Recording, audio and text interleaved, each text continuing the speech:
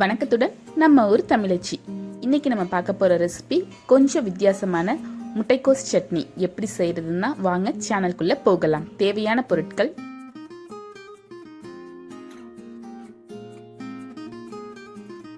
First ஒரு கடாயை சூடு பண்ணி அதில் நான் கொஞ்சமாக எண்ணெய் சேர்த்துருக்கேன். எண்ணெய் சூடானதும் அதில் ஒரு பெரிய வெங்காயம் அரிஞ்சு சேர்க்குறேன்.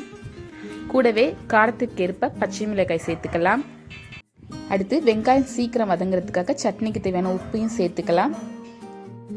வெங்காயம் நல்லா பொன்னிறம் ஆகிற வரைக்கும் நல்லா வதக்கிக்கோங்க.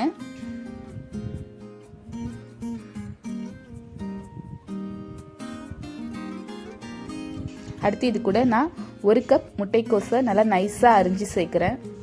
நைஸாக அரிஞ்சிங்கன்னா தான் சீக்கிரமாக வதங்கும். முட்டைக்கோஸையும் நல்லா வதக்கிக்கோங்க.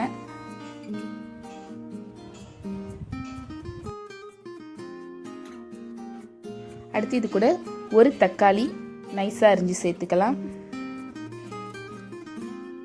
எல்லாத்தையும் சேர்த்து நல்லா வதக்கிக்கோங்க. முட்டைக்கோஸோட பச்சைத்தன்மை போனால் தான் சட்னி நல்லா டேஸ்ட்டாக வரும். அதனால நல்லா வதக்கிக்கோங்க.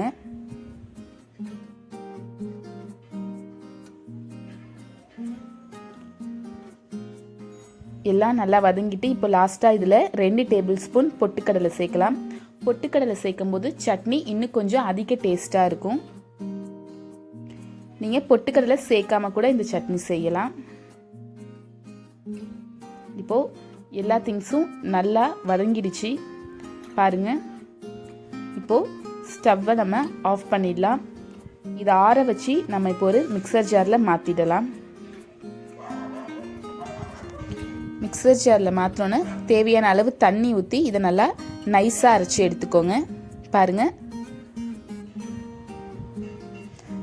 சட்னி ரொம்ப நைஸாக மசிஞ்சிருக்கு. இப்போ இதில் நம்ம கடுகு உளுத்தம் பருப்பு தாளிச்சிடலாம். கொஞ்சமாக எண்ணெய் சேர்த்து அதில் 1 டேபிள் ஸ்பூன் கடுகு சேர்த்துப்போம். கூடவே காயத்தூள், கொஞ்சமாக உளுத்தம் பருப்பு,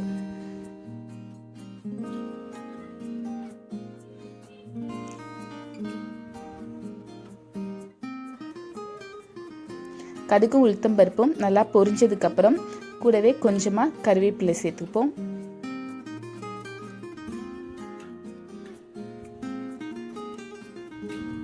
இப்போ இதை நம்ம சட்னியில் சேர்த்துடலாம். ரொம்ப ஈஸியான சிம்பிளான முட்டைக்கோஸ் சட்னி எப்படி செய்யுதுன்னு இந்த வீடியோவில் நம்ம பார்த்தோம். நீங்களும் வீட்டில் கண்டிப்பாக செஞ்சு சாப்பிட்டு பார்த்து எப்படி இருக்குன்னு சொல்லுங்கள். இந்த வீடியோ உங்களுக்கு பிடிச்சிருந்தா லைக் பண்ணுங்கள், ஷேர் பண்ணுங்கள், கமெண்ட் பண்ணுங்கள். மறக்காமல் நம்ம ஊர் தமிழச்சி சேனலை சப்ஸ்கிரைப் பண்ணுங்கள். மீண்டும் மற்றொரு வீடியோவில் சந்திப்போம்.